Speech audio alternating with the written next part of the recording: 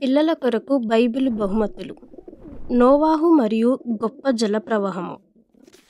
నోవాహు ఒక్కడు మాత్రమైన దేవునిని ఆరాధించేవాడు.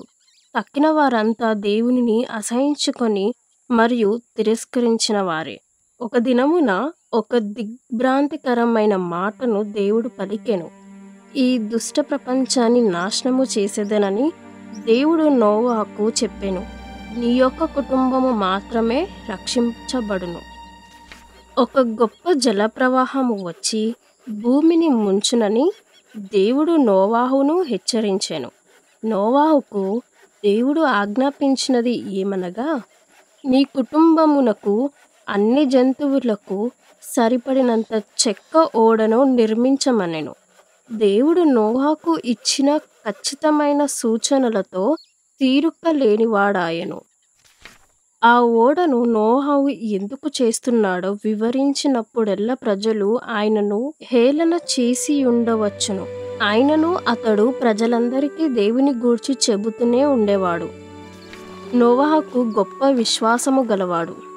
జలప్రవాహము ఇంతకుముందు ఎన్నడూ రానప్పటికీ అతడు దేవునిని విశ్వసించాడు.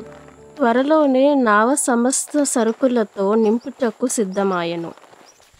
ఇప్పుడు జంతువుల విషయమై దేవుడు కొన్ని జంతు జాతుల నుండి 7 జంటలను మరికొన్నిటిని 2 జంటలను తీసుకొనెను.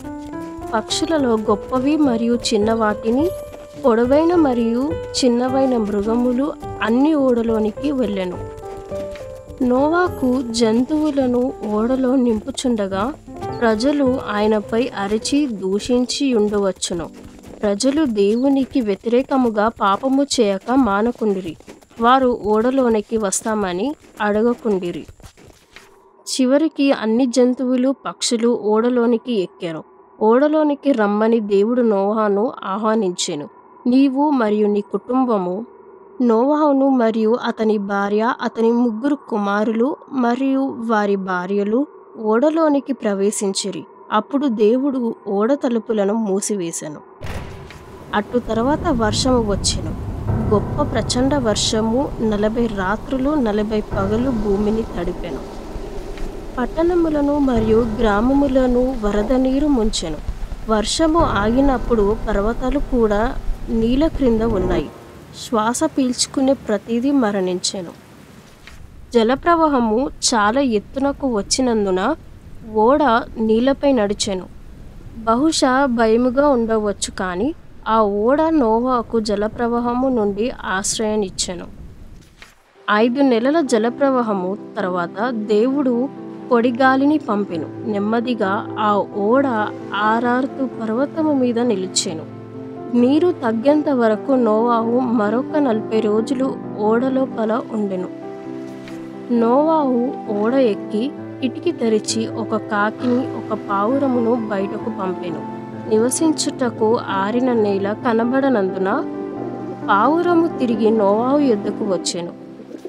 1 వారము తర్వాత నోవాహు మళ్ళీ ప్రయత్నించెను. పావురము ఒక త్రుంచిబడిన వలివ ఆకును నోటిన పట్టుకొని వచ్చెను. తరువాత వారము పావురము వెనుక తిరిగి రానందున నోవాహు నేల ఆరినది అని తెలుసుకొనెను. దేవుడు నోవాహుకు ఓడ విడుచుటకు ఇది సమయము అని చెప్పెను. నోవాహు మరియు అతని కుటుంబము కలిసి జంతువులను బయటికి దింపిరి. నోవాహు ఎంతో కృతజ్ఞత గలవాడై అతడు యెహోవాకు బలిపీఠమును కట్టి గొప్ప జలప్రవాహము నుండి ఆయనను ఆయన కుటుంబమును రక్షించిన ఆ దేవునిని ఆరాధించెను. దేవుడు నోవాహుకు అద్భుతమైన వాగ్దానము చేసెను. అది మరలా ఎన్నడూ మానవుని పాపములను తీర్పు తీర్చుటకు జలప్రవాహమును పంపననెను. దేవుడు ఆయన వాగ్దానమునకు ఒక గొప్ప గుర్తును ఇచ్చెను. దేవుని యొక్క ఆ వాగ్దానమునకు గుర్తే ఇంద్రధనుస్సు. నోవాహు మరియు అతని కుటుంబము జలప్రవాహము తర్వాత నూతన జీవితాన్ని ఆరంభించెను. అటు తర్వాత అతని వారసులతో భూమి అంతటా ప్రజలతో నింపిరి. ప్రపంచములోని ప్రజలందరూ నోవాహు అతని పిల్లల నుండి వచ్చిన వారే. ఆమేన్. దేవునికి తెలుసు మనము చెడ్డ పనులు చేసి ఉన్నామని. ఆయన వాటిని పాపము అని పిలుస్తాడు. పాపము వలన వచ్చు జీతము మరణము. దేవుడు మనలను బహుగా ప్రేమించి మన పాపములకు బదులుగా తన కుమారుడైన యేసు శిలువపై మరణించుట కొరకు మరియు మన పాపముల కొరకు శిక్షను భరించుటకును పంపబడెను. యేసే సజీవుడై పరలోకమునకు తిరిగి వెళ్ళెను. ఇప్పుడు మన పాపమును దేవుడు క్షమించును. నీ పాపముల నుంచి వెనుతిరగాలి అనుకుంటే దేవునితో ఈలాగు చెప్పుము: ప్రియమైన దేవా, యేసు నా కొరకు మరణించి తిరిగి సజీవుడవైనవని నేను నమ్ముచున్నాను. దయచేసి నా జీవితములోనికి రమ్ము మరియు నా పాపములను క్షమించుము. ఆ విధముగా నేను కొత్త జీవితమును పొందెదను మరియు సదాకాలము నీతో ఉండేదనని నేను నీ బిడ్డగా జీవించుటకు సహాయము దయచేయుము దేవా. ఆమెన్. యోహాను 3:16. ప్రతిరోజు బైబిలు చదివి దేవునితో మాట్లాడుము. నోవాహు మరియు గొప్ప జలప్రవాహము. దేవుని యొక్క వాక్యము నుండి ఒక కథ బైబిల్ గ్రంథము. దీనిలో కనబడుతుంది. ఆదికాండము 6:10. మీ యొక్క పద ప్రవేశము కాంతిని ఇస్తుంది. కీర్తనలు 119, 130. వ్రాసిన వారు ఎడ్వర్డ్ హ్యూజ్.